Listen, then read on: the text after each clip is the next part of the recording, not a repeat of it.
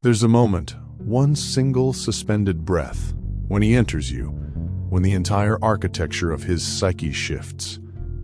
And I'm not talking about the physical. I'm talking about something Carl Jung spent decades mapping. The collision of his conscious self with the most ancient, buried parts of his unconscious mind. In that moment, he's not thinking about performance. He's not calculating. He's experiencing something that bypasses his rational mind entirely. A psychological event so profound that Jung called it the hierogamos, the sacred marriage. And here's what almost no one tells you. In that instant, you become a living portal to everything he's ever longed for, feared, and hidden from himself. Most women spend their entire lives wondering what really goes through a man's mind during intimacy. We're told it's simple, physical, transactional, mechanical. But Jung discovered something that turns that assumption on its head. The masculine psyche experiences physical union as a confrontation with his own soul. Not metaphorically. Actually, what he feels isn't just pleasure. It's terror and transcendence braided together.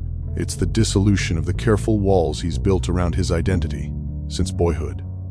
It's coming home to a part of himself he was taught to exile. And the woman who understands this, who grasps the psychological earthquake happening inside him, holds a form of power that has nothing to do with manipulation and everything to do with witnessing the truth of masculine depth. So let's go there. Let's decode exactly what Jung revealed about the male experience of intimacy, the specific archetypes that activate, and why this knowledge changes everything about how you understand the man in your bed and your own role in his psychological transformation. Carl Jung believed that every man carries within him an unconscious feminine aspect he called the anima. This isn't about gender roles or social conditioning. It's a structural element of the psyche, as fundamental as breathing. The anima represents everything he's not allowed to be in his conscious life. Soft, receptive, emotional, surrendered, mysterious. From the moment a boy is told, "Don't cry, be strong, man up," he begins the lifelong project of pushing this feminine dimension into shadow. It doesn't disappear. It just goes underground, forming a second self he can only access through dreams, projections, and, most powerfully, through physical and emotional union with a woman. Here's what happens the moment he enters you. His anima surges forward. The part of him that was locked away suddenly finds a channel. You become, in Jungian terms, the carrier of his projected feminine, not because you're weak or passive, but because your body creates a literal space for his psychological contents to emerge. The vulnerability he cannot access alone becomes possible in your presence. He feels this as a kind of beautiful annihilation. His boundaries dissolve. The rigid edges of his ego, the one that performs competence at work, projects confidence socially, maintains control constantly. Those edges blur, and beneath them, he touches something infinitely softer. His own capacity for surrender, for being held rather than holding, for receiving rather than giving. But here's the complication Jung observed. Most men have no language for this experience. They feel it as overwhelming need, as loss of control, sometimes as anger, because the intensity frightens them. They mistake the anima's emergence for weakness. This is why you might notice him becoming strangely quiet afterward, or unusually tender, or defensively distant. He's trying to metabolize an experience his conscious mind wasn't trained to integrate. The collision between his public self and this hidden feminine creates what Jung called numinous terror, the fear of being unmade by something sacred. What you represent in that moment isn't just pleasure. You're the bridge between his divided self. You're the alchemical container in which his anima can briefly stop hiding. And whether he knows it or not, part of him is silently asking, can I be this vulnerable and still be me? Can I dissolve and reform? Will you hold me while I do? The men who run from intimacy aren't running from you. They're running from this encounter with their own hidden depths. The ones who stay, who return, who deepen, they're the ones learning to tolerate the anima's presence, to stop exiling their own wholeness. And the woman who understands this doesn't take his reactions personally. She sees them for what they are. A man negotiating the most difficult psychological work there is, integrating the parts of himself culture taught him to kill. But the anima isn't the only unconscious content that activates during intimacy. There's something darker that surfaces, and Jung gave it the most honest name in psychology: the shadow. The shadow is every impulse, desire, and aspect of self a man decided was unacceptable. The aggression he was told made him dangerous. The hunger he learned to disguise as politeness. The dominance he was taught to repress as toxic. The wild animal self beneath the civilized presentation. The moment he enters you, the shadow doesn't just knock politely at the door of consciousness. It breaks through the walls.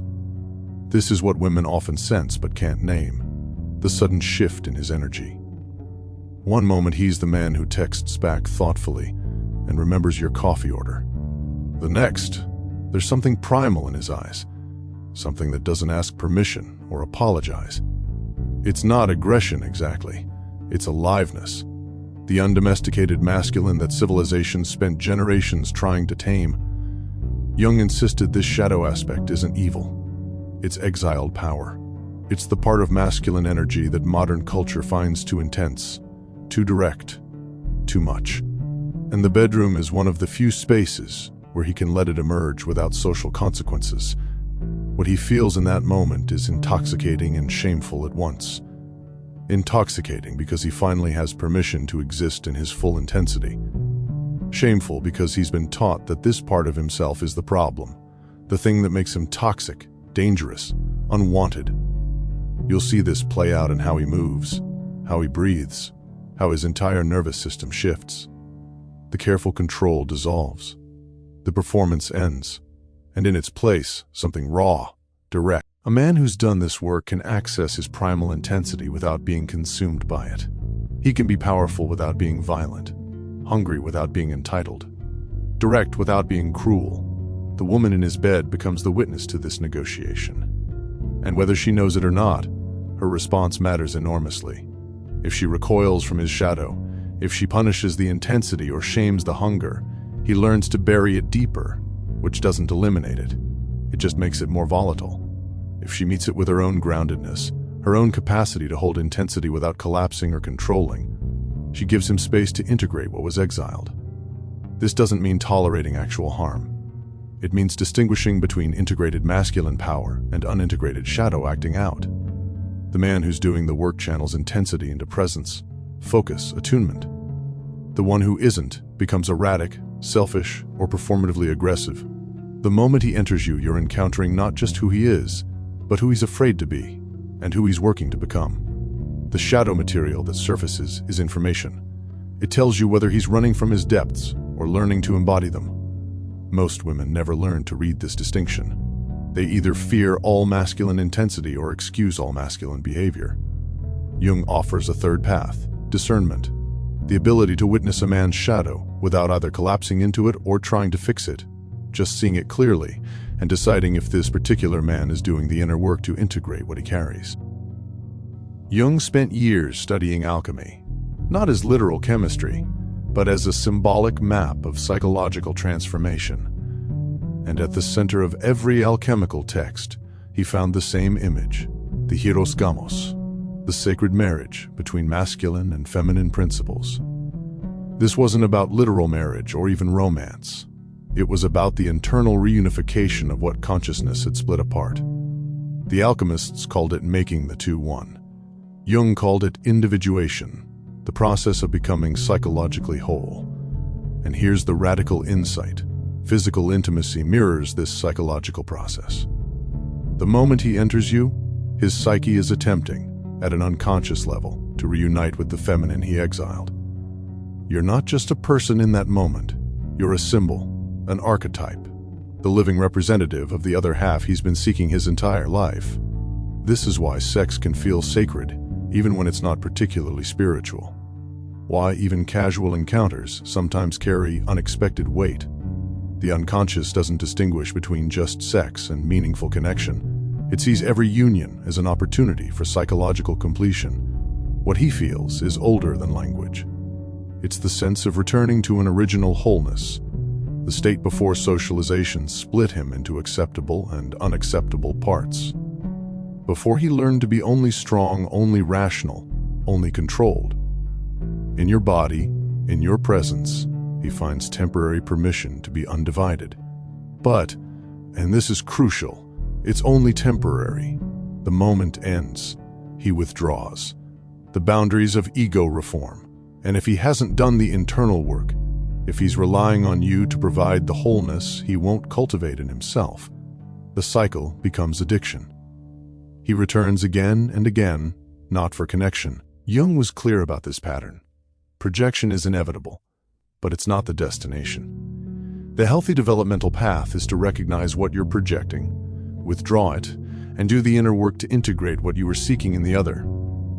The mature man experiences union as a mirror, not a solution. He feels the surge of wholeness when he enters you, but he doesn't mistake you for the source of it. He understands that you're reflecting back his own potential for integration. The anima and shadow that activate in your presence exist in him, not because of you, but revealed through you. This is the difference between a man who uses intimacy as escape and one who uses it as awakening. The former is asking you to complete him. The latter is letting you witness his journey toward completing himself. And as the woman in this equation, your role isn't to fix or save or provide his wholeness. It's to be fully yourself, grounded in your own integration, so that the encounter becomes genuinely mutual. Two people meeting in their complexity, not one person filling another's void. Pause here. And before we go deeper, I want to know, have you noticed this in your own experiences? The moments when intimacy felt like more than just physical connection, when you could sense something profound shifting in him, even if he couldn't name it. Drop a comment below. Your insights add depth to this exploration, and I read every single one. The alchemist said the great work requires both. Here's what most people miss about masculine psychology. The moment he enters you isn't just pleasurable or connecting. It's exposing. Completely, terrifyingly exposing. Jung observed that men organize their entire psychological structure around boundaries, containment, control. The masculine psyche is fortress architecture. Walls to keep the chaos out, keep the unacceptable in, maintain a clear perimeter between self and world. This isn't pathology, it's design. The masculine principle, in Jungian terms, operates through differentiation, separation, definition. But the moment of entry dissolves all of that. His body betrays his control. His arousal, his need, his responses, none of it can be faked or managed. You feel everything, the tremor in his breath, the acceleration of his pulse, the loss of the carefully maintained composure he presents everywhere else. In that moment, he cannot hide.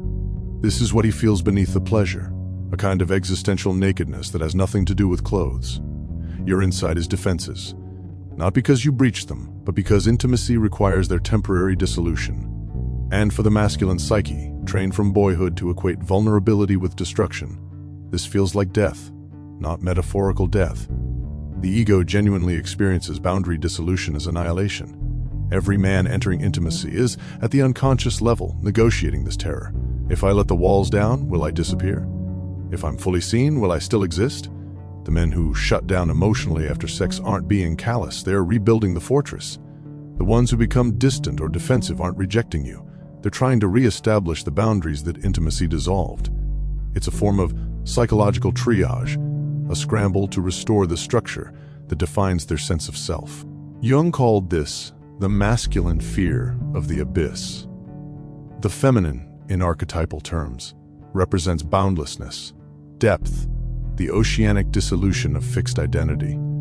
The masculine fears and craves this in equal measure. He wants to surrender into your depths, but he's terrified he won't resurface. This is why aftercare matters psychologically, not just physically. Not the cliched cuddling women's magazines recommend, but actual presence. The kind that says, you dissolved, and you still exist. You were seen, and you're still safe. The woman who understands this provides a form of psychological grounding that allows him to integrate the experience rather than running from it.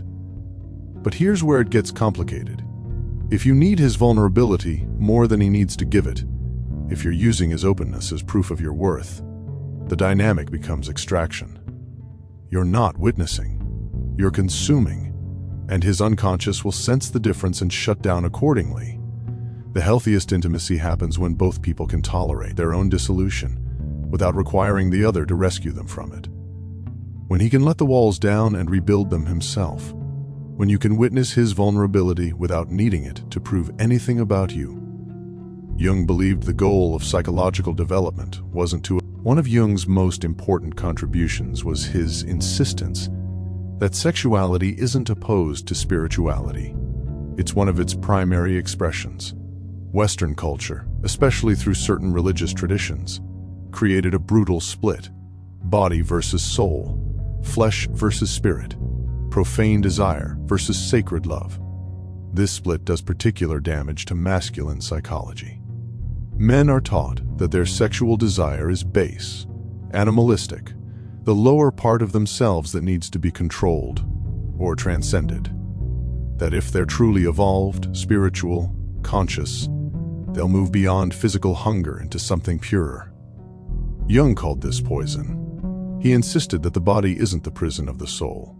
It's the instrument of the soul. The doorway through which unconscious material becomes conscious. The vehicle for psychological and spiritual transformation. When he enters you, he's not abandoning the sacred for the profane.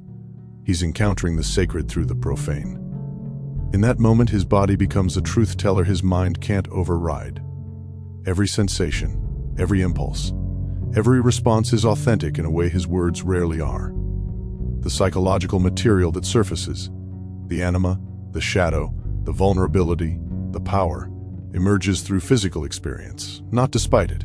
This is why men who try to be only spiritual about intimacy often become the most disconnected. They're attempting to leapfrog the body, to access transcendence without passing through the gatekeepers of sensation, desire, and animal presence. But Jung understood there is no transcendence that bypasses the body. There's only dissociation disguised as enlightenment. The healthy masculine path is integration, not transcendence. It's allowing sexuality to be exactly what it is, sometimes sacred, sometimes profane, usually both at once. The moment he enters, you can be holy and hungry, tender and fierce, soulful and carnal, without contradiction. But this requires him to reject the cultural programming that says he must choose, that he's either a spiritual man or a sexual one, either controlled and good, or desirous and dangerous. Either transcendent or embodied. Jung spent his career insisting, the goal isn't purity, it's wholeness, not the elimination of the lower self, but its integration with the higher. Not the conquest of desire, but its conscious embodiment. The man who's done this work brings his full self to intimacy. Body, emotion, shadow, anima, spirit, without apology or compartmentalization. And the woman who meets this integrated masculine doesn't have to choose between being desired and being respected. She doesn't have to perform either virgin or whore. She can be fully human, complex, contradictory, both sacred and profane, because he's learned to hold the same paradox in himself. The moment he enters you becomes a kind of prayer. Not in the sanitized, disembodied sense, but in the original meaning. A direct encounter with what's most real, most alive, most true. His body speaking to your body in a language older than words.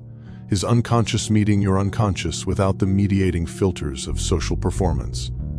This is what Jung meant by the union of opposites, not the Jung spent decades mapping what he called individuation.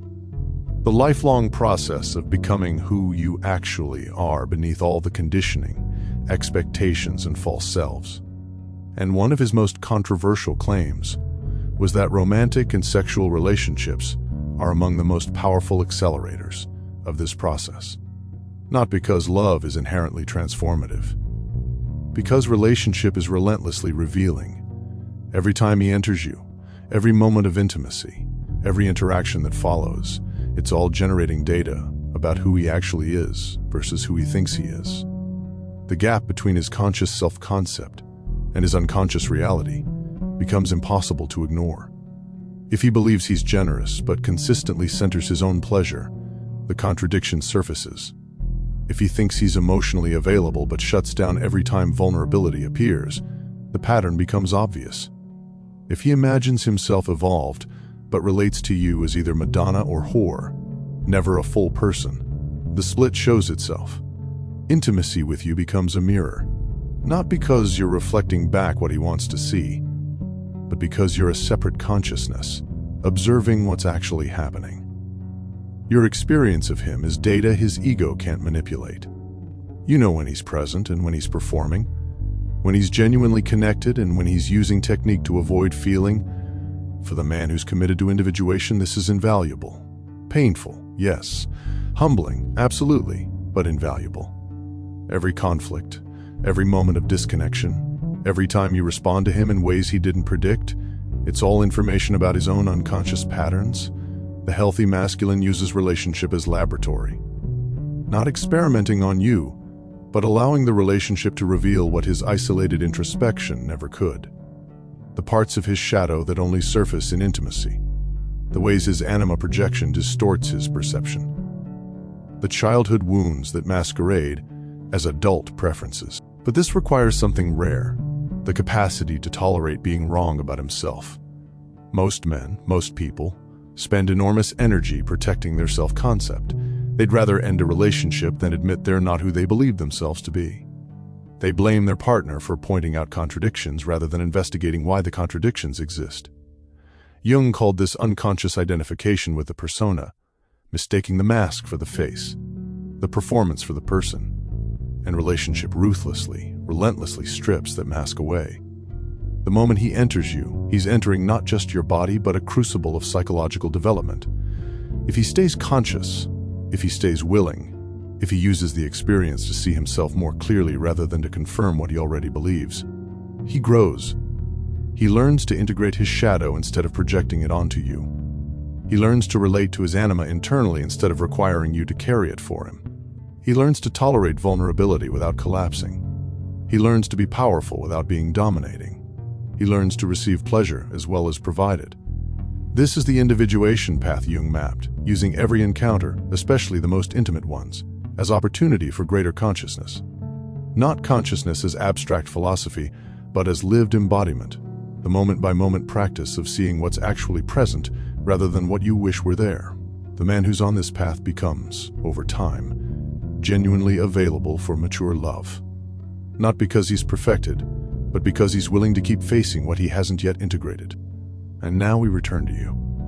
Because everything we've explored, the anima, the shadow, the terror of vulnerability, the sacred profane split, the individuation journey, none of it happens to him in isolation. It happens in relationship, in encounter. With you, you're not a passive recipient of his psychological process. You're an active participant. And Jung was absolutely clear about this. The woman's consciousness determines whether intimacy becomes transformational or transactional, whether it serves mutual awakening or mutual wounding. When he enters you, you have a choice, often unconscious, but still a choice, about how to meet what emerges in him. You can relate to his anima projections as flattering and play into them, becoming whoever he needs you to be, losing yourself in the performance of his inner feminine. Or you can stay grounded in your actual self, forcing him to withdraw the projection and meet the real you. You can recoil from his shadow material, shaming the intensity and reinforcing his split. Or you can develop your own capacity to hold masculine power without collapsing or controlling, giving him space to integrate what was exiled. You can punish his vulnerability, making intimacy conditional on his performance of strength. Or you can meet his openness with your own, creating space where the fortress walls can come down without annihilation. You can require him to provide your wholeness, keeping both of you locked in mutual incompleteness. Or you can do your own individuation work, becoming whole enough that relationship becomes collaboration rather than completion. This is your power, not the power to change him or fix him or heal him, but the power to create the conditions where his own development becomes possible. Or not. Where the encounter deepens both of you, or leaves you both more fragmented than before. Jung believed that conscious relationship requires two people committed to their own individuation, not using each other as escape from the work, but using the relationship as catalyst for it. The moment he enters you will tell you everything you need to know, if you're willing to pay attention.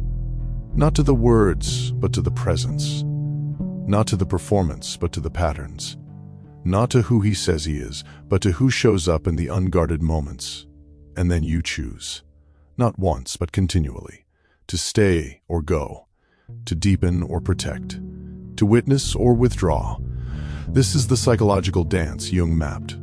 Two people, two unconscious processes, meeting in the space where body and psyche intersect, where the personal and archetypal converge, where every encounter is simultaneously mundane and mythological.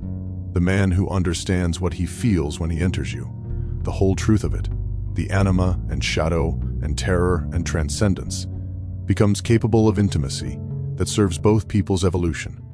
The woman who understands what's happening in that moment, who reads the psychological currents beneath the physical ones, becomes impossible to fool and impossible to diminish. If this perspective on masculine psychology resonated with you, if it helped you see the men in your life through a more complex, compassionate, and clear-eyed lens, subscribe to this channel. We're exploring the depths of relationship, intimacy, and psychological development that most content never touches. And tell me in the comments, what surprised you most about Jung's understanding of masculine psychology and intimacy?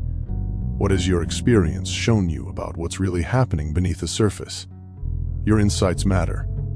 This is a conversation, not a lecture. Let's go deeper together. Until next time, stay conscious, stay whole, and remember, the goal isn't perfect intimacy. It's intimate honesty about imperfection.